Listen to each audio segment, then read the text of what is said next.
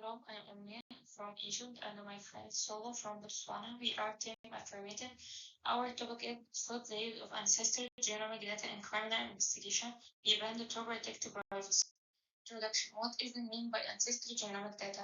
Ancestry genomic data refer to genetic information collected to study family organs, heritage, or health risks. Commercial examples include companies like 23andMe and Ancestry DNA.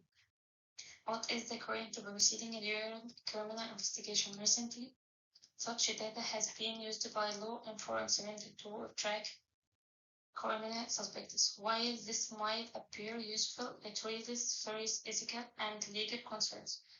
Well, unlike fingerprints or photographs, DNA reveals far more. It exposes health conditions, potential disease, ethnic background, and even information about family members who never consented to share their data. What and how do we intend to protect privacy? Therefore, the debate is not only about solving crime, but also about protecting human dignity, privacy, and freedom from surveillance. Opening statement. We affirm that using ancestry genomic data in criminal investigation must be prohibited. Our reasoning is clear. Privacy is a fundamental human right and should never be compromised. People provide their DNA to ancestry or health companies from personal exploration, not to be used by the police. Once the government gains access, it becomes nearly impossible to control how the data is used in the future. Allowing this practice would set a dangerous precedent that risks turning society into one of constant surveillance and mistrust. Secondly, we argue that the need to honor autonomy and non-maleficence outweigh the potential benefit of justice and beneficence that may result from conducting such research. This is because the large-scale repercussions to many individuals' autonomy, as well as the harm that a false conviction can bear to unassuming participant. This would also result in eroding the public trust of scientific and judiciary system as a state above. Constructive argument. Violation of privacy. Genomic data is extremely sensitive. It's not like ordinary information. It reveals details about identity, organ, and health. Once exposed, DNA cannot be changed, making misuse permanent. Lack of consent. When people submit DNA for ancestry service, they never agree for it to be used in police work. Using it without permission is a betrayal of trust, undermining confidence in science and medicine. Research and use integrity. Secondary use of personal data is undertaken, meaning that the data is not used for the intended purpose that it was collected. Risk of discrimination. There is a real danger of risk of discrimination. There is a real danger of racial profiling and unfair targeting of certain ethnic groups. This can also extend to employment or insurance discrimination if data is shared or leaked. Slippery slope. If police are allowed to use genomic data once, they may expand this power to less serious crimes, and eventually government could demand mandatory DNA submission from citizens. This does endanger democracy itself. Right, thanks, Amna. And also there are ethical and legal concerns with this. So there's international acts and laws such as the GDPR that is in Europe and in South Africa that classify data as a highly sensitive information that requires protection. And so using it in criminal investigation violates both medical ethics and universal human rights. The other thing that we like to point out is the public's trust that is also at risk. So conducting these mass searches on the public's sensitive information for criminal purposes, it can undermine the trust that the public would have in legal and judicial systems as well, which from a policy standpoint is not a good thing, especially when previous false convictions can occur due to this use of genetic data. So this can provoke fear in the public ecosystem. We also want to just take a minute to give an example case analysis of the Golden State Killer case, which is, I think, one of the most notorious or famous cases where DNA was used to identify a suspect who then later confessed and was convicted in the crimes. So between 1974 and 1986, a suspect committed several atrocities and crimes, but the case sort of remained open for more than 40 years.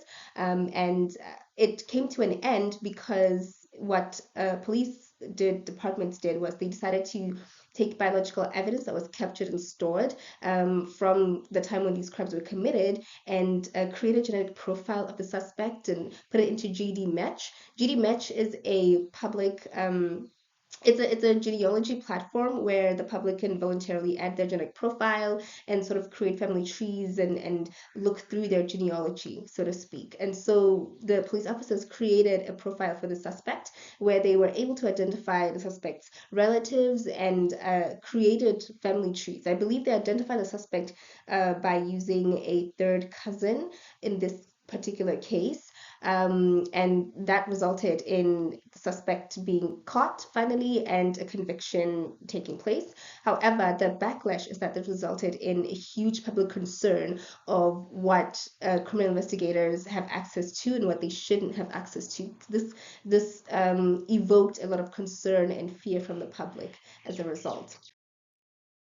So now I want to shift gears a little bit and talk about some rebuttals that we had based on some points from the negative team. And these were taken from the negative team's PowerPoint. And so the first one states that properly regulated genomic data is a powerful tool for justice.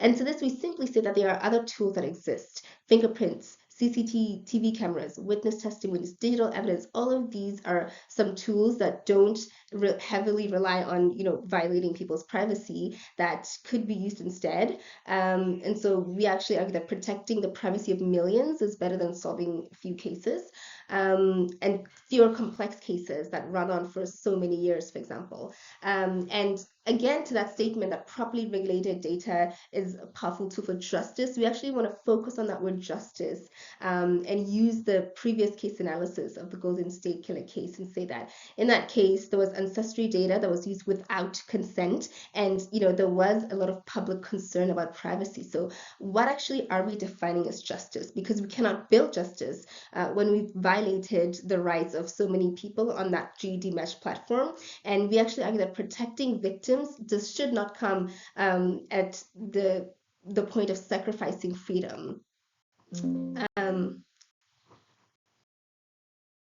The third thing that the opposing team had said is that privacy concerns can be addressed through robust safeguards. And we actually say that we haven't seen these safeguards and we don't think they're robust enough.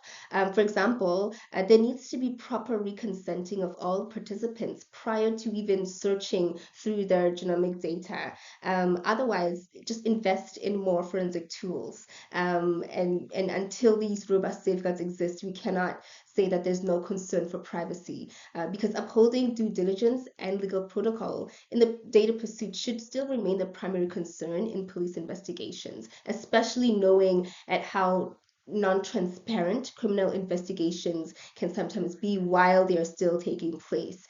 So that's something that just to keep in mind. Another thing is that the opposing team has said that benefits to society outweigh the potential privacy risks. But actually, for complex and extreme cases, having this genetic data or this form of investigation does not always make the case simpler.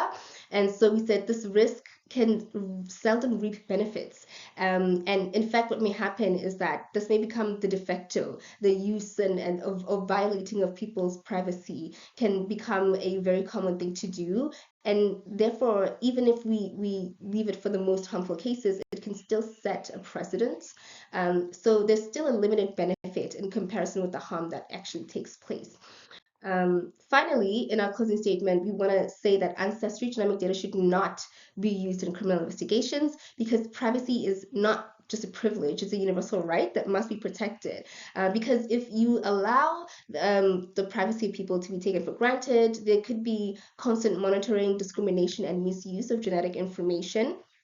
And through the ethical analysis that we've used throughout this presentation, we want to echo that actually considerations of autonomy and non-maleficence to the individual person should far outweigh any sort of beneficence and justice to the community that is argued for by the opposing team. So by banning this practice, we're protecting not only individuals, but also the integrity of justice and the trust between person and institution, which is, we argue, the most important thing, because protecting privacy is also protecting freedom.